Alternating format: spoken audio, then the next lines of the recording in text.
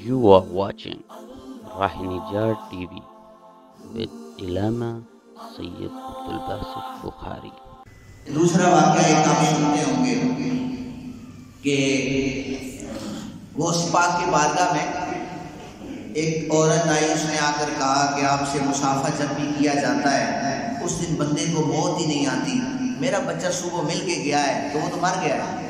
غوث پاک نے فرمایا اسے لے آ، اسے رکھا وہاں پر اور پھر دم کیا، بچہ زندہ ہو گیا۔ پوچھا کیسے زندہ کیا ہے؟ انہوں نے کہا کہ اسرائیل روح لے کے جا رہا تھا تھیلی میں، جسے زنبیل کہا جاتا ہے، میں نے اسرائیل سے وہ تھیلی پکڑی، تیرے بچے کی روح نکال کر واپس دے دی۔ استغفر اللہ استغفر اللہ۔ دیکھیں غوث پاک کو آپ اللہ کا گستاخ نہ ڈکلیئر کریں، آپ انہیں شریعت کے اندر انٹرفیئر کرنے والا نہ ڈکلیئر کریں۔ لوگوں کو اللہ کا ولی تھا، اسرائیل کو حکم اللہ کا ہو اور غوث پاک جا کر اس سے روح لے کر تمہیں واپس کر دے۔ یہ چیزیں ہمارے دین سے ان کا کوئی کسی قسم کا تعلق نہیں ہے۔ 1000 سال ہونے والا ہے غوث پاک۔ کتابوں میں مستند کتابوں میں، اب کتابیں بھی جس کے پاس پیسہ آتا ہے اور جس کو 2 چیزیں آتی ہیں وہ لکھ کر بیٹھ جاتا ہے۔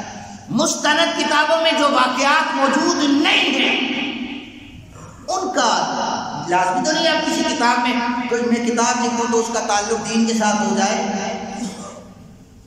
وہ ایک اور جملہ بولا جاتا ہے کہ 12 سال کی وہ، میں چونکہ پنجابی اس طرح صحیح نہیں بول سکتا، کہ 12 سال پہلے ایک بارات ڈوبی تھی، ایک مائی کو پتہ چلا، اس نے آ کر کہا غوث اعظم میرے بیٹے کی بارات ڈوب گئی تھی، آپ واپس اسے لائے۔ 12 سال بعد انہوں نے اس بیٹی کو اتار دیا تھا۔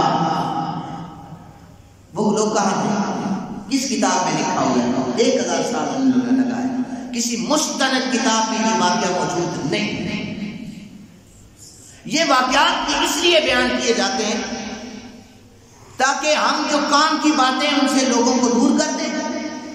سبحان اللہ ماشاء اللہ کی جو چھل ہے وہ ہم لے کر گھروں کو چلے جائیں، 1000 یا 500 کی جو ویل ہوتی ہے وہ جیب میں ڈال کے چلے جائیں۔ اللہ اللہ خیر صلی اللہ۔ عوام کو نہ کوئی مسئلہ بندے کو پتروں والا بتایا، نہ شریعت بتائی، زندگی گزارتے ہیں نہ انہیں دین کا پتہ، نہ انہیں احکامات رسول کا پتہ، نہ انہیں احکامات الہی کا پتہ۔ یاد رکھیں،